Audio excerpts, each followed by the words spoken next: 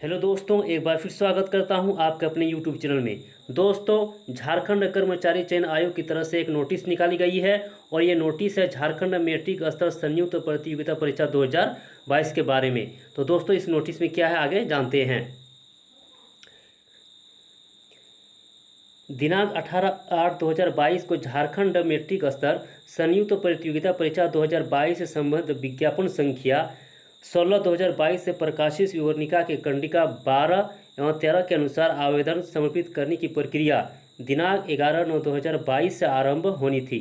तकनीकी कारणों से ऑनलाइन आवेदन पत्र के विभिन्न चरणों को पूर्ण करने की तिथियां में निम्नवत परिवर्तन की जाती है। यानी दोस्तों, जो पहले फॉर्म भरा जाना था तो वह दिनांक 11/9/2022 से है ना आरंभ होनी थी, लेकिन कुछ कारणों की वजह से उसमें परिवर्तन कर दिया गया है।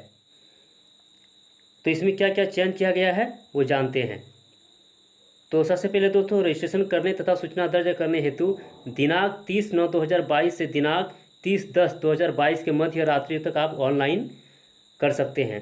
इसी तरह परीक्षा शुल्क का भुगतान दिनांक 1/11/2022 के मध्य रात्रि तक आप परीक्षा शुल्क का भुगतान कर सकते हैं।